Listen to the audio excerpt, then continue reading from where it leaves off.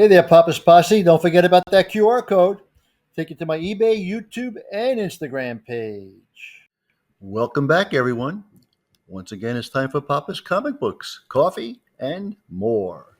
Well, welcome back to the channel, everyone. It's Papa's Comic Books, Coffee, and more. And today we have Tales of the New Titans, starring Starfire, number 4, 60 cents, back in 1982.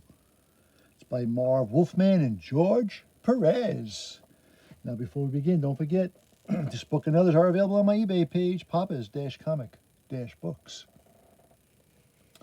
Let's see what's happening. Starfire. Look at the sun, she had said, so beautiful and promising. It inspires hope, creates life, gives reason to love. She then stretched forth her long, slender arms, and like Icarus of legend, rose to touch the sun.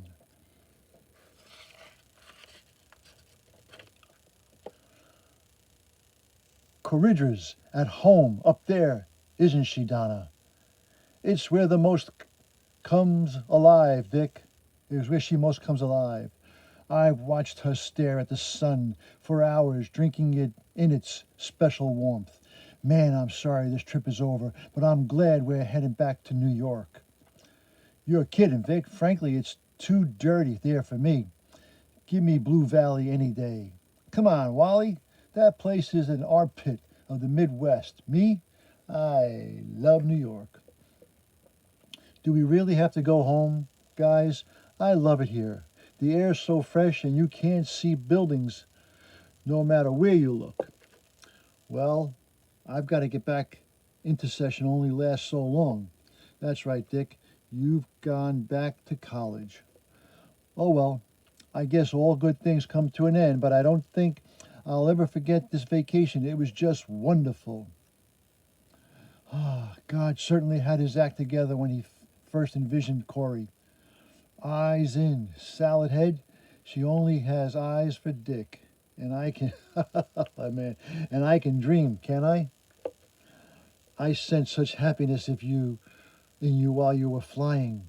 It's the sun, Raven. It gives me my strength, my power, and it reminds me of my home, the planet you call Tamaran. Yes, beautiful, gorgeous Tamaran. Sometimes I wonder if it is still there. Raven, you said Azrith was magnificent. Well, Tamaran was sheer splendor itself. We're the 8th planet from our sun, the star you call Vega. But Tamaran was still in a tropical paradise. The air almost seemed scented with perfume. The sky shimmered with a golden glow. Man and nature stood side by side together, and the only order on Tamaran was love. Ours is a planet ruled by passions and emotions, a planet where science served only to heighten our beings, not to feed our greed. With more than enough food and land for everyone, there was no need for wars, and our palaces were not built for protection, but for peace. Yes, it was paradise, and it could not possibly last forever. Myra, hurry, your wife is in labor. Is she all right? Is the Medicor with her? How is she, woman? Tell her. Tell me. I was born at dawn, the hour of innocence. They say, when the day is yet to be and still brimming with hope and possibilities. My father, Tamaran's king, showed me to the assembly. Her flesh is like gold, and her eyes are as green as her mother's. Look, everyone, at my pride. Her name is Princess Korovna, and like unto her name, may she forever see the optimism of tomorrows. All Tamaran rejoiced at my birth, all that is but one, my sister, Commander. From the moment I was born, Commander despised me. She had been sickly at birth, judged unfit, and eventually rule. I was given the honor of princess, which she coveted. One day, I would rule, not she. You make her sound like a Lucretia, Borgia, and Darth Vader rolled up in one. My sister is evil. Her soul is black as death itself. Even when we were children, the differences between us were so very apparent. Yudar, look, she loves her pet. I'd say they love each other. Snar and I were as one. All day we played together. Until, what happened? Here, Commander, who killed the drawer? I do not know, Mother. It was dead when I found it. I never believed her. She had killed my pet and she tried to kill everything that was mine. But there was one thing I could do that she never could. Because of her sickness, she was unable to harness the solar winds and soar unfettered into the skies. Those were such happy days for me. Though days Commander spent in plotting her vengeance, I am sure her hate for me and for all Tamarin grew with every passing year. Hey, Sergeant Shock. Was she unloved? Did your parents favor you over her? Not at first, Raven. They loved us both, but eventually it became impossible to love that traitress. Keep talking, Corey. I'm just putting on my Robin uniform. It's about time to take the T-Jet home. How did you and Commander ever live together under the same roof? She was my older sister, Wally. I wanted her to like me. But Commander only avoided me. I told you, Tamarin, believed in peace, but we also knew the tragedy of war. The Citadel was the planet closest to our sun, and for more than 100 years they had sent their warships against us. They needed our food to sustain them, and our people to be their slaves. Sire, our scanners have picked up Citadel warships. It's another attack. Then, by Exal, we'll battle those filth back to their ringed fortress. Commander, our soldiers to man our flyers. We believed in peace, but we accepted the necessities of war. Left alone, we cherished the joys of nature. Provoked, we lusted after the blood of battle. Such was our dual nature, and such was the way we lived. I can tell you with pride as they fly away and fly away and fly and zip. When we fought, there was no one better, and they win. Victorious, we sent the cursed Citadel soldiers scampering like dogs to their den. And that night, there was celebration across all Tamarin. But while our parents partied, Commander, yeah. What have you done to Commander? She laughed at me because I couldn't fly. I had to punish her. I didn't laugh farther. She hates me because I can fly. Hate you? I don't need to fly. I have all the power I need here in my fist. That's what she said. We were sisters, but total strangers would have had more in common than we. For years, we inhabited the same palace, but we never spoke to each other.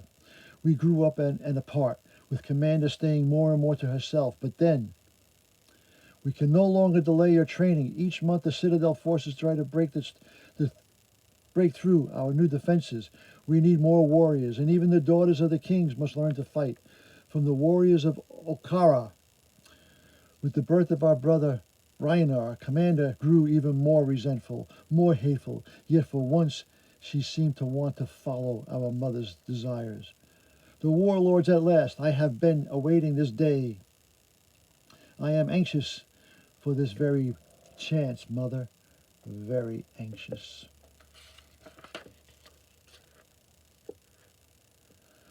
Okara, that word was almost mystical to us. For years I too had wanted to make my pilgrimage there. Now I would finally get the chance. It's beautiful, Mother. You can see almost forever out in space. Why do we have to share this transport ship with all the dregs of the solar system? Look at them. Weaklings, all of them. They think this is a party. Don't they know we're going to Okara to learn to kill?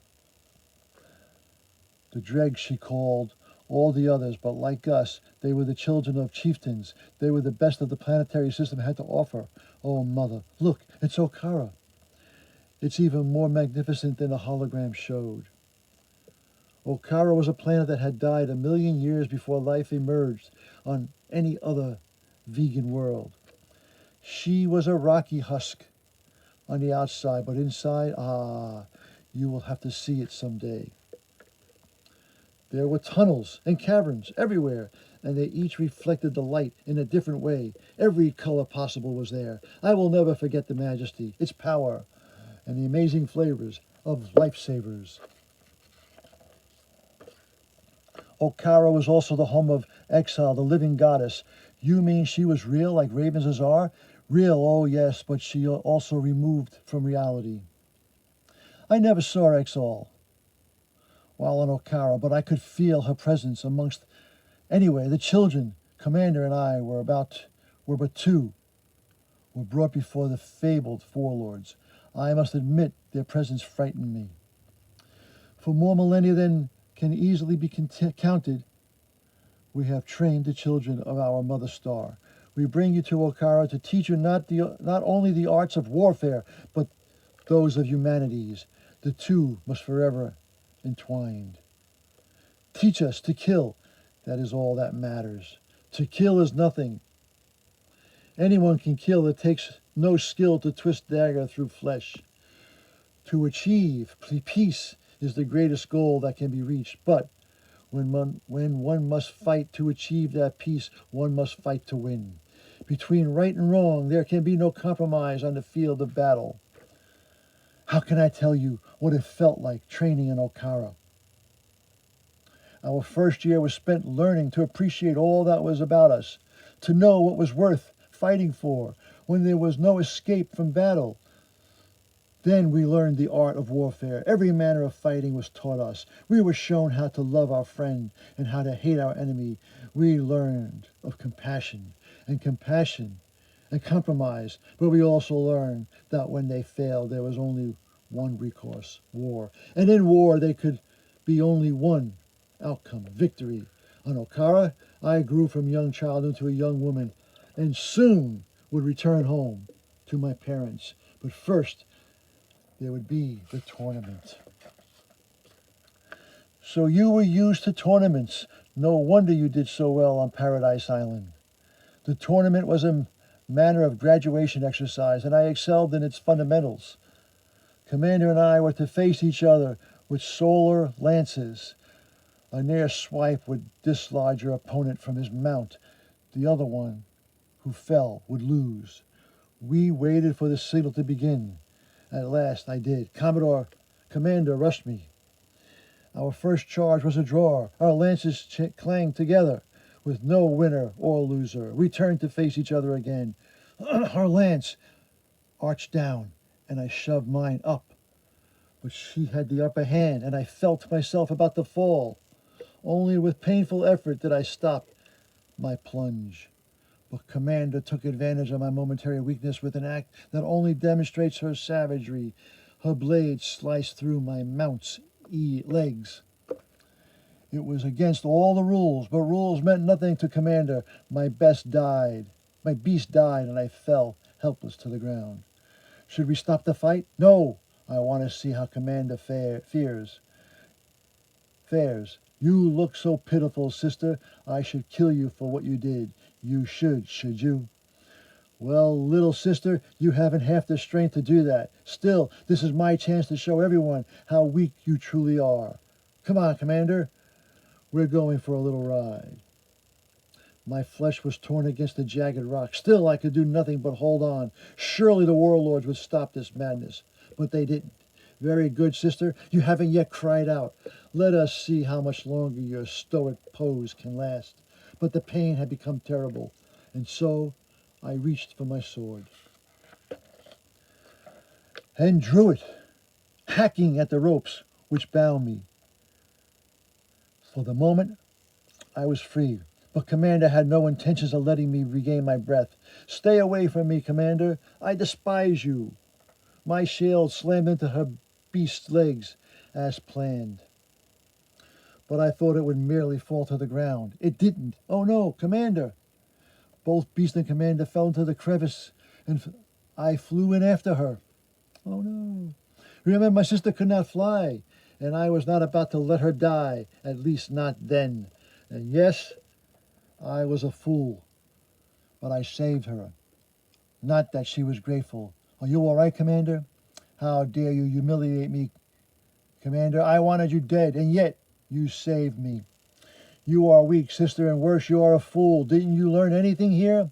You never let an enemy survive. Never. No, that is enough. What? You are without heart or soul. You wallow in your own hate. You are not one of us. Leave us now, Commander. You are a disgrace. Oh, I will leave, warlords, and I will go where I will be appreciated. But I will be back to see you all burn in hell.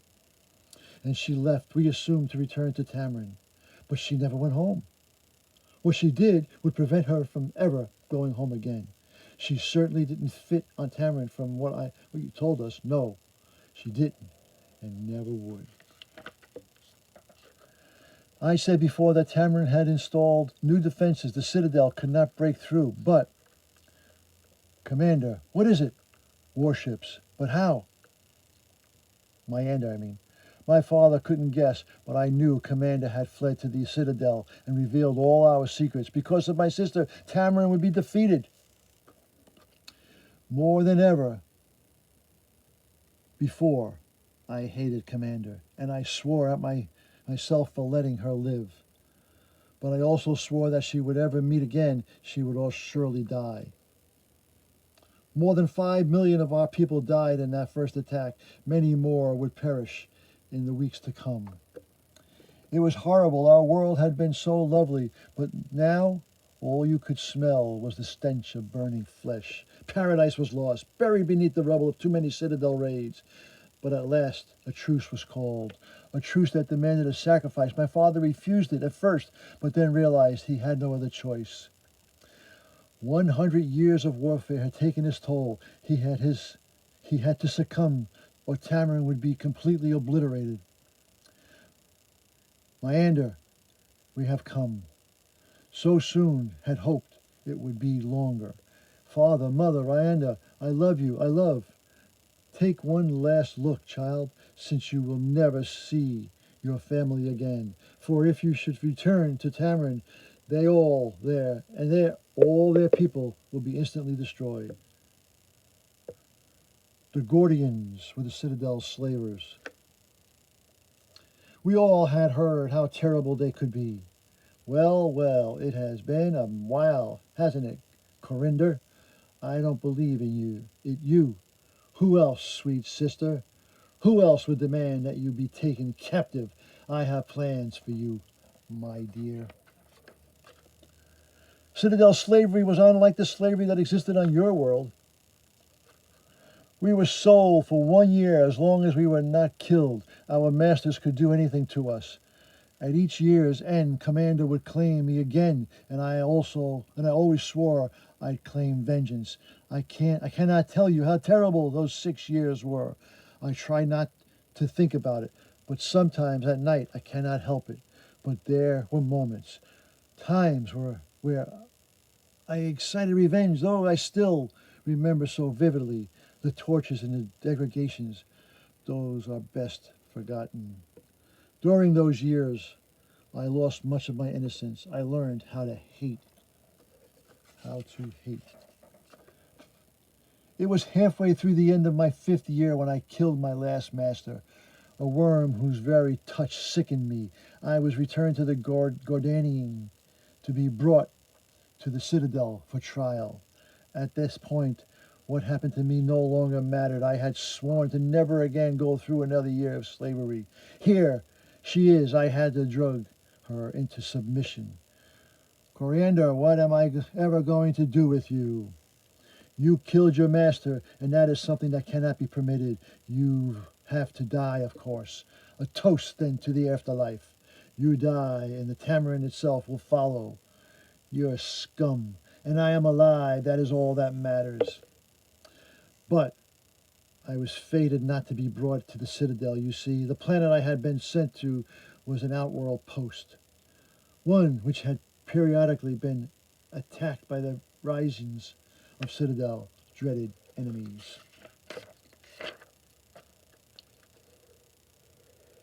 The Scions had been at war with the Citadel for more than a millennia, but just because they hated the Citadel, do not think they were any better. In fact, they were far worse, far crueler, if that is possible.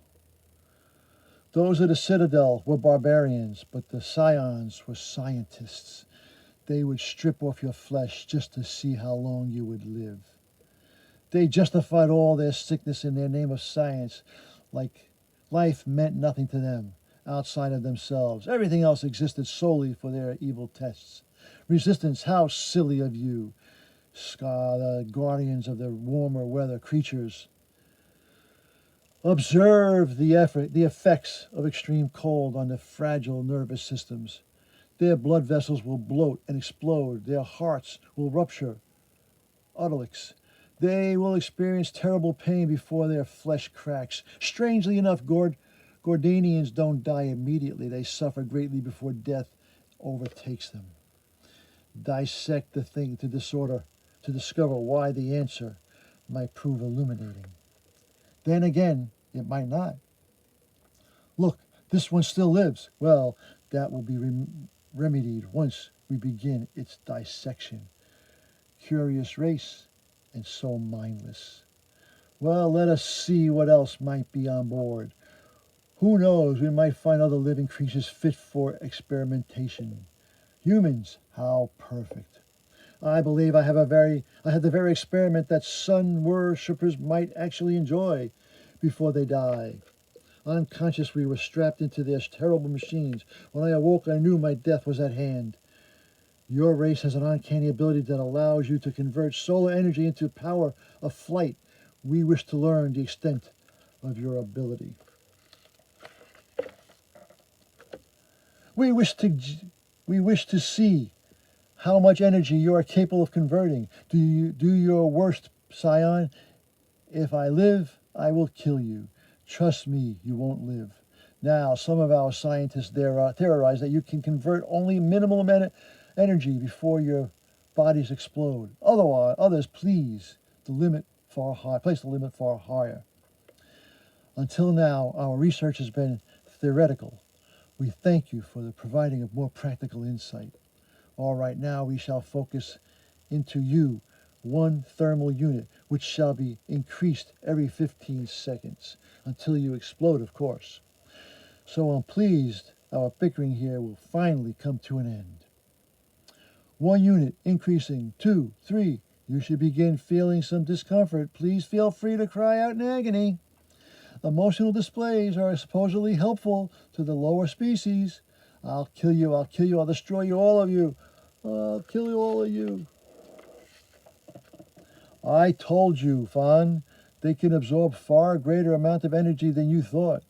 I will win our bet, I suppose. So, Trant.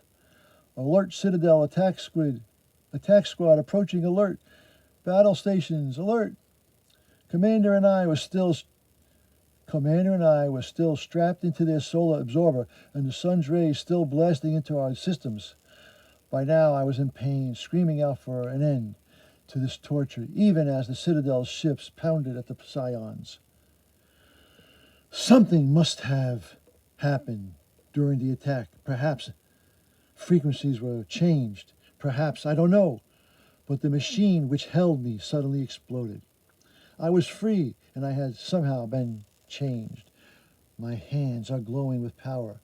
What happened to me? I heard that shouting throughout the corridors, and then I gazed upwards and saw Commander was still being held. I wanted to leave her there until she exploded. I really wanted her to die, but I couldn't do it. Even if she was the enemy, even if I had been seen to kill my foes, Commander is still my sister. What happened? I felt. Somehow I was able to sense the power within me, the fact that I had become a living solar battery. I concentrated for the moment, focused my power, and Commander was free. Are you all right, sister? Speak to me. Speak to you, imbecile. I'll kill you. I have the same power you have, but even more intensified. Commander, how many times must we be reminded to slay your enemy, not pity them? She had taken advantage of my misplaced compassion. She taught me the folly of compassion. During the confusion, she brought me to the Citadel ship, where she was reassigned to the Citadel homeworld. Her viciousness in battle had awarded her a higher rank, which left us separated. I was placed in an energy damper, which nullified my excess power, and I was taken aboard the star slave ship Custer, bound for the prison planet. Trogar says, "You will die, girl. A shame I would enjoy something like you." Oh, you still can, Gordonian. Come on. Nobody needs to know. Okay, girl, come to me. Dolt, out of my way, Slayer. I don't need interference now. When I'm so close to escaping, I sneaked aboard a Starslider and took off to parts unknown. It took 3 months to reach the Earth, and even those months were filled with troubles. But trouble, it all only wanted my sister before me, so that I could destroy her. Hey, Corey, please, you're among friends. You don't have to get angry. You can relax. I know that, Dick. But sometimes it's so hard to forget. Hey, guys, this is our last day here, so I thought we'd celebrate. Champagne? I don't really drink, but this is a special occasion. I got some Perrier for you, Raven. Thank you, Wallace. And some Coca-Cola for the walking, talking salad. You are only 16, but don't remind me, Rust. Pot? We spend so much time together, but usually we're going after the bad guys, always fighting. Well, we've had time to be with each other, and as real people, and you know I really like all of you so much as friends. To friends and to friendship, long may it last. Ooh, and there is the origins of Starfire. I hope you enjoyed that long reading. Now, don't forget, this book and others are available on my eBay page, Papa's-Comic-Books, and please hit that like button, okay? And remember, as Papa and Starfire and Commander always say, that was easy. Until next time, Papa is out.